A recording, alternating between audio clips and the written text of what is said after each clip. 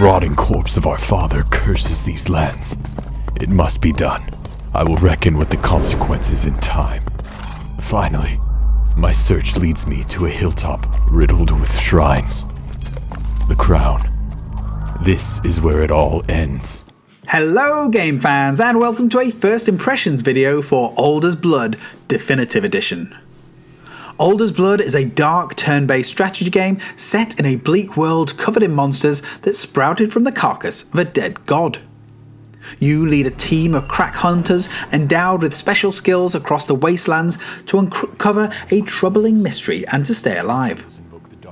But is Alders Blood worth tasting?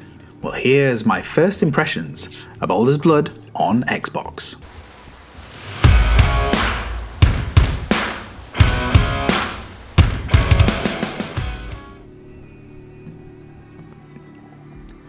It was the fascinating graphic novel style visuals that drew me to Alders Blood.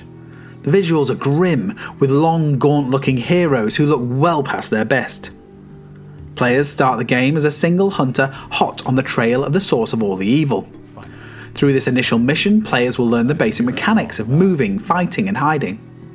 As the tutorial mission comes to an end, the hunter's mind is touched by something ethereal, showing him such terrifying horrors that he is blinded and left as a gibbering mess, and the main reason for the ensuing narrative.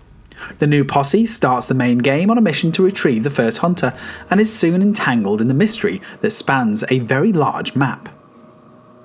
What impressed me when playing Alders Blood was the sheer amount of systems at play.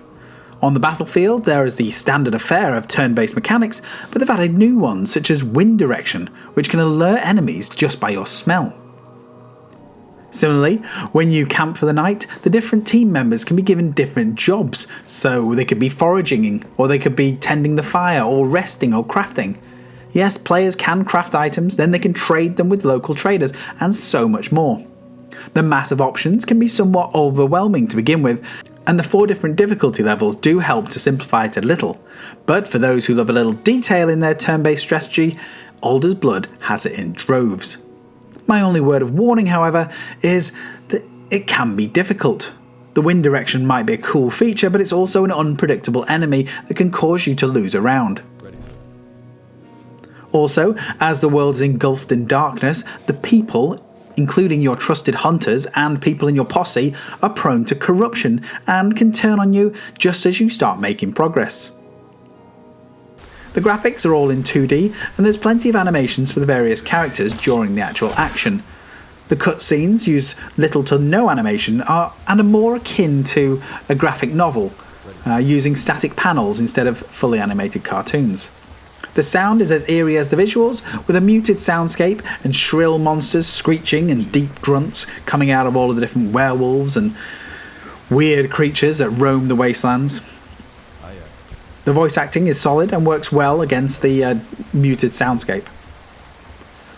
Overall, during my 4-5 hour playtime, I was pleasantly surprised at the sheer depth of the game, whilst being terribly darkened by the sheer miserable bleakness of the world that they had created. I can see myself losing many more hours exploring this fascinating world, but also getting very frustrated at the swaying difficulty levels. For fans of turn-based strategies and dark graphic novels, you will find your happy place within the desolate world of Alders Blood. But if you prefer your turn-based strategies a little easier and a little bit with more positive energy, then perhaps something like Phoenix Point might be more your cup of tea. Don't forget to check out my review of Phoenix Point on this channel. So if this first impressions video has been useful, then please give it a like, thumbs up, subscribe to the channel, ding that bell, and I'll be back with some more video game content very soon. Finish him!